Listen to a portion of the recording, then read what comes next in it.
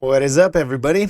All right, so for today, we are going to be going over how to place forests in your fantasy maps.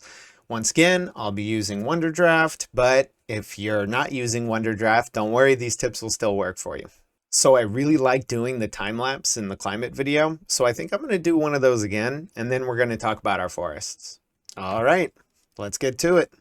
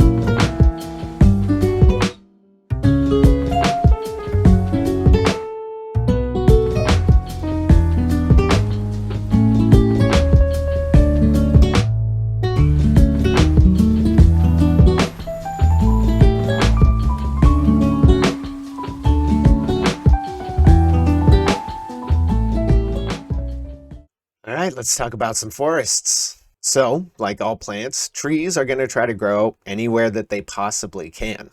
There are two limiting factors to the growth of forests, and that's access to water and access to good quality soil.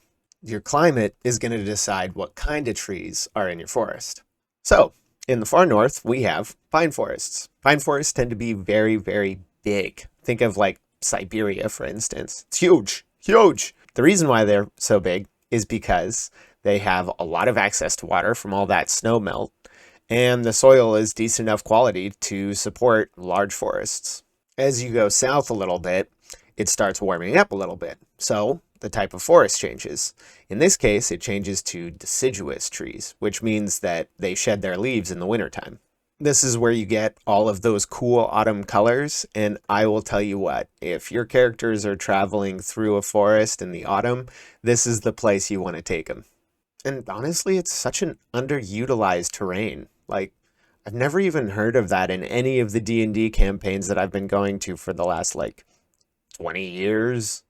As the climate starts to dry out a little bit more, you start to get oak forests.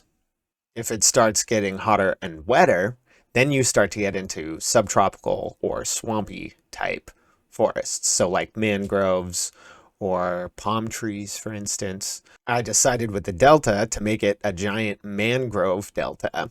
I think that's another one of those underutilized terrains I was talking about, like mangroves. Like imagine like what kind of crazy monsters you would find in there, right?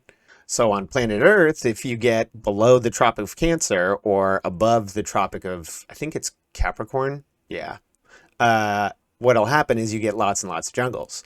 Of course, on our map, if you look, it kind of ends before we ever hit the Tropic of Cancer. So we don't have any jungles on this map, which I kind of regret. The last handy thing to know about placing your forests is that forests tend to collect around the wet side of mountains.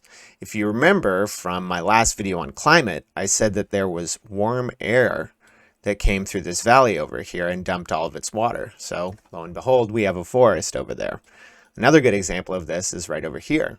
You know, we may have a desert on this side, but on this side over here, we have a forest. And that is because you have rain clouds that come in and are blocked and dump all the rain right there.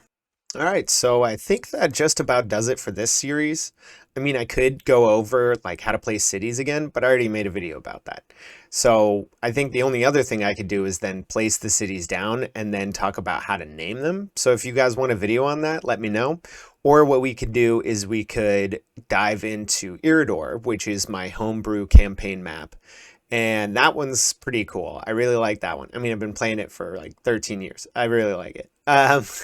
So I could talk about that and some of the cool terrain features or how I named cities, you know. And yeah, just let me know in the comments and we'll work something out. All right, guys, press some buttons for me if you liked it, and I'll catch you next time. Peace.